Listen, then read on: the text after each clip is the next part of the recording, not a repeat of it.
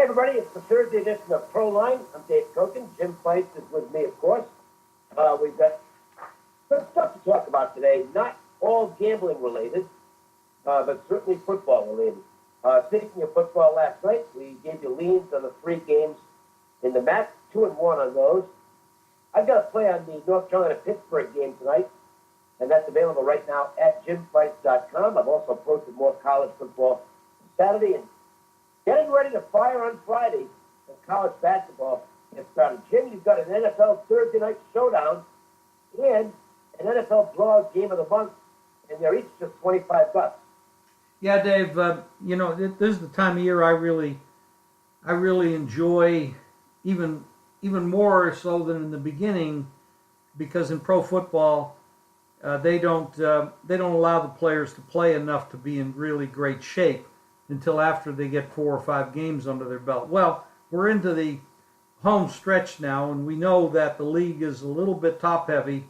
The bottom part of the league is really very poor, and it shows up every week. But there are some teams that are over or underpriced, and that's where you and I look for value. Well, I got a couple of games like that where there's tremendous value on the sides that I have money on, and I already have bet them. So my money is where your money will be, because that's one of the things I have always said from the beginning of I got into this business in 1970. Does a sports handicapper follow his own advice? And every play I've ever given out, other than leans or stuff like that, I've always played them myself. So I'm not going to tell you to play something I'm not already playing. So I do have that up on the website, jimfeist.com or vegasportsmasters.com, and you can get those plays now by going to those sites. And I tell you the honest to God truth, if I'm telling you to play them, I'm playing them. You know, there's been a couple of comments by some very well-known people that I'd like to cover, and I don't want to turn this into a political show, but just have an opinion, and Dave, you and I have the right to have an opinion. We've been around this game a long time.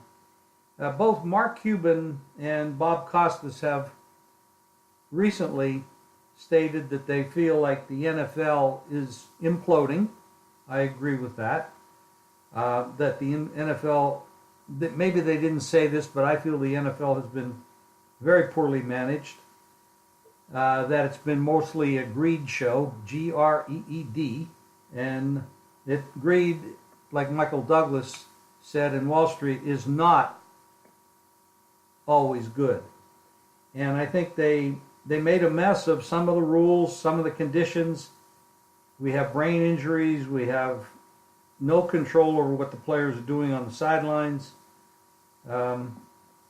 I do think it's been mismanaged. I think somebody has to step up and change it. I don't know if it's savable, because, both Costas and Cuban are suggesting, and I'm not saying that they're not willing to back off of this or modify their stance, but they're suggesting basically that the NFL won't exist in 20 years.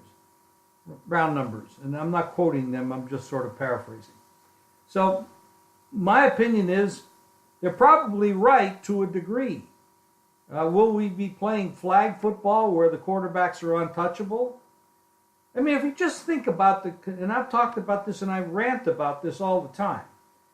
You cannot play football the way it was meant to be without an offensive line that can open holes for running backs and protect the quarterback.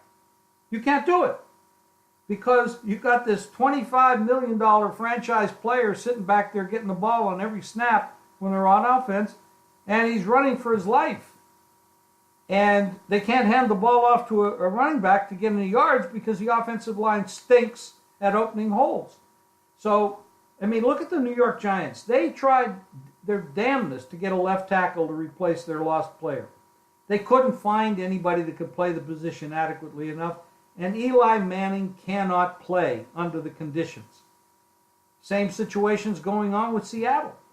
They made a stupid trade a couple years ago when they got a tight end from New Orleans and traded their center. and he was one of the best centers in the game. That was dumb, because you can't get the ball to the tight end if you don't have somebody that can protect the quarterback and give a little bit more time and open the holes for a running back. They can't run the ball. Russell Wilson's a magician, but he can't do it all himself. Basic bottom line is they felt like the league needed more scoring. So they messed with the formula. And they said, wide receivers and quarterbacks, that's what we need.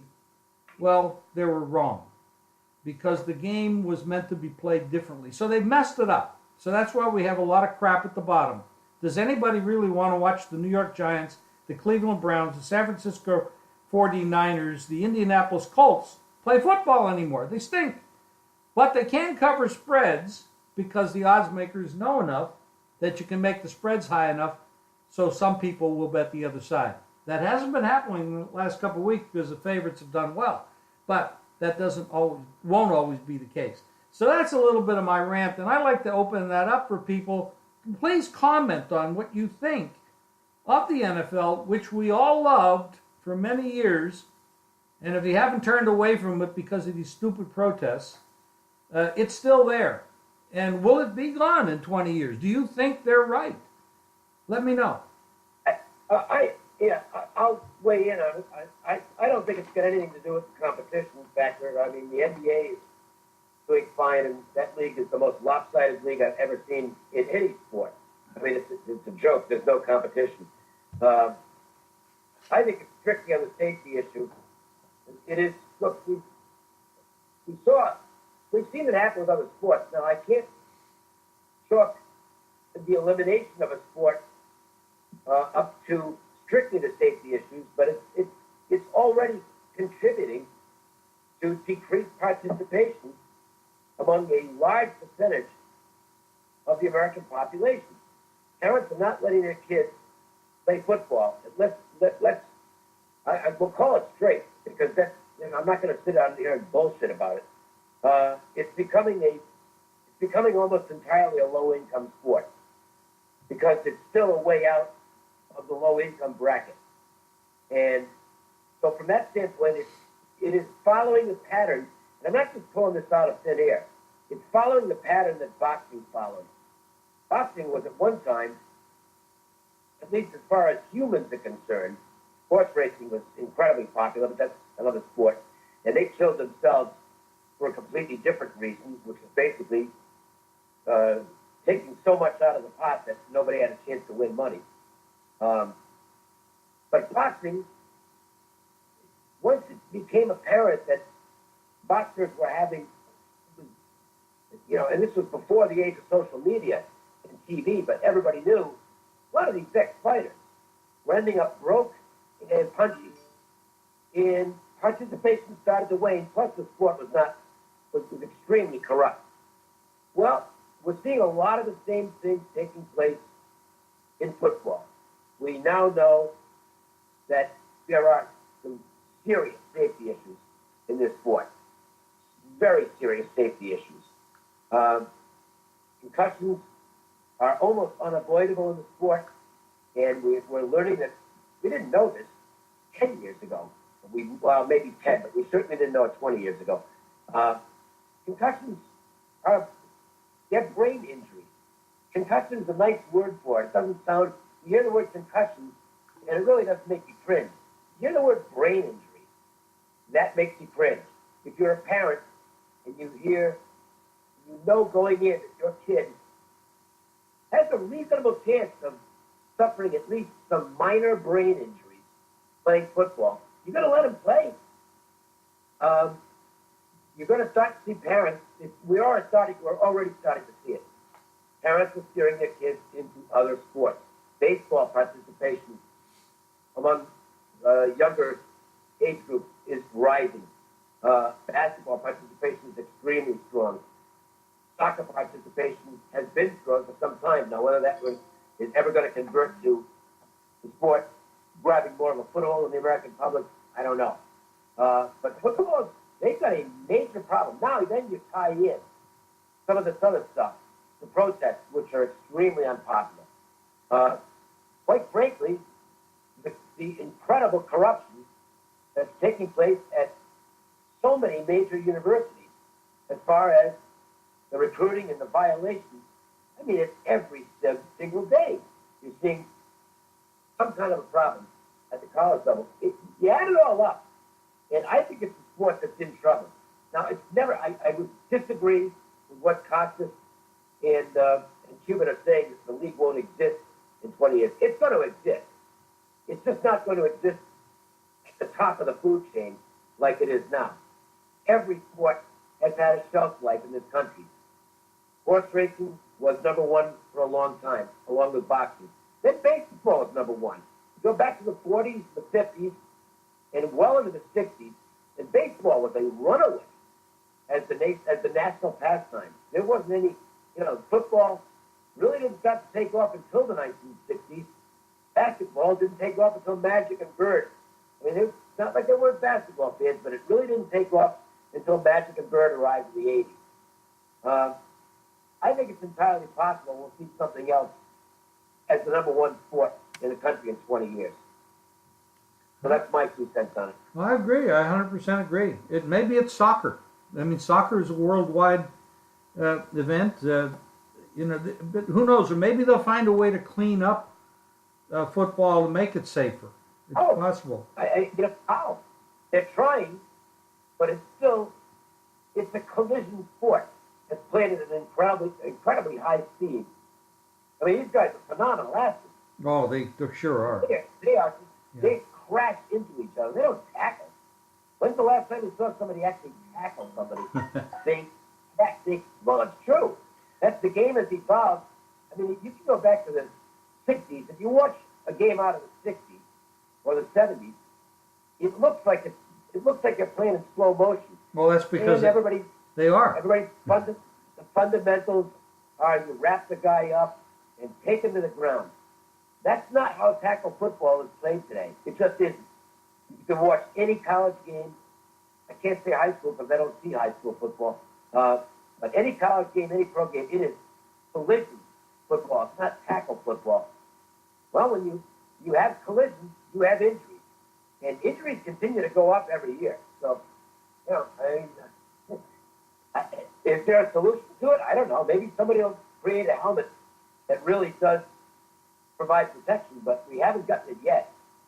Well, Dave, I have a crazy idea. Something it's almost like Back to the Future. When you put these big helmets and pads and everything on these players, and who are already incredible physical specimens, their testosterone levels are very high, they feel invincible, and now you put these massive helmets on them, pads and everything else, they have to feel like they're invincible. They can do anything they want and nothing's going to happen. Well, we know that's not true. But if you go back to the beginning of football, they played with leather helmets, and they didn't have all the padding to make them so invincible looking. Also, they weren't as fast, and they weren't as strong. They also played on dirt and grass fields. Dirt and grass. That right there slows the game down. And then you take, believe me, if I'm out there playing football and I have a massive helmet on me and I think maybe I can use this helmet as a weapon, maybe I'll take a shot with it. But if I have a leather helmet on and I know I'm using my head and I could be paralyzed, I'm not going to do that. I'm not going to tackle that way. So I think what's happened, we wanted to make the game faster, we wanted to score more, we wanted to make the fields prettier and everything else. We moved them inside, we created artificial fields. I mean, back a few years ago when the guys got tackled, they were basically tackled on concrete because there was no grass and the thickness, I mean, it was like a rock. Anyway, that's, we're already into this 15 minutes and we haven't talked about any games, and I feel bad about that. Right. I feel bad about that because the people tune in to hear about the games, and there are games. There's a game tonight. I have a real strong opinion on that, and I have 6 or 7 NFL sides. I'll have about that many, not sides, but sides and totals on the site, and I'm going to have some college plays, probably about maybe 6 or 7 college plays over the weekend as well. And Dave is going to have probably not as many, because I don't think Dave plays quite as many games as I do. But we're both there. Hank is there too with his horses and his sports, and he's doing incredibly well. By the way, Dave, do you know Hank is like 40 people or something like that, even less, 20 people out of first place in the Westgate? Oh, pretty good. Yeah, he's having an incredible year. So all this stuff is available at the website. And Dave, I know you have some comments about some of the games. Let's go over those real quickly. Yeah, let's start, and we'll get a comp layout as well on a college football game. The Seahawks Cardinals, we'll skip that because you've got to play on it. Should be a fun game. We'll see what happens. TNT NBA doubleheader tonight. Cavs at Rockets. Cleveland's off a good win against the Bucks, but the odds makers have caught up to the disappointing level of overall play for them to start the season. Rockets minus 5.5. That's already, I'd say, at least a few points higher than it might have been prior to the season. So if you're looking for bargains, as far as taking a shot against the Cavaliers, you're not going to find one at this point. That line's pretty high tonight. Thunder and Nuggets is the other TNT game tonight, Jim. Oklahoma City's having some trouble. Well, they put together a mix of players there that, Carmelo Anthony has always been a guy that's an isolation guy. And he's a tremendous basketball player. There's no question about that on the offensive end of the floor. But you give him the ball and you let him work one-on-one, well, that's not a team concept. And when you put them together with other players that also need the ball and need to create movement, and it's not quite working yet. So I think you mentioned that it's the curse of Melo. So right, they got to figure that out. They got some good players on that team, and so a lot of these big hot. Got to remember in the NBA, which is a sport that can be beat, but it's a different kind of a situation. You play 82 games in the regular season, 32 teams are playing, and half of them, make the playoffs, which is absolutely ridiculous concept. If it was half of half, or 25%, you would see these teams playing a lot harder. They know that they can coast through the season, get in the top 8 in each division, each conference, I should say, and make the playoffs, and it doesn't matter about home court because it only gives you one extra game anyway. So, and a couple of years ago, we did see a little bit of this going for the record stuff with the Warriors, where they wore themselves out. That was the year they actually lost in the playoffs to Cleveland. Now, there could have been some other factors, and we could discuss that, but they did wear themselves out. You're not going to see teams do that anymore. They're going to coast through the season, so you have to be careful of what games they're going to actually show up to play and not. Otherwise, you're better off taking the points. Can't disagree with that. All right. Get involved with tonight's games if you're looking for some action tomorrow. The start of the college basketball season, so we'll have some stuff on that. That's it for today's podcast. Hope you enjoyed it. Well, Dave, one other thing. Yeah. We do have to give out a comp play. Oh, the comp. I forgot about the comp. Yeah, listen, Appalachian State is a big disappointment this year. They've been burning money basically on a weekly basis. Georgia Southern's a bad team. They haven't won a game. But since they changed to an interim coach, they've at least played hard their last couple of games. And they're making some offensive changes, which I think are probably going to do this for good in the long run. I would only take the dog here. It's not a strong play, but I would go Georgia Southern plus the 17.5 tonight against Appalachian State. And hopefully that one will get there for you. Dave, I'd like to add one more thing since we made everybody listen to all the opinionated stuff that we have. Now, we don't. I hope you don't mind us doing that, folks, but we do have opinions, and I think it's only right that we bring them up once in a while. Maybe not as long as we did today, but I'll give you another freebie tip here. There's something going on in New York. It's the New York Giants are falling apart. You see it on the field.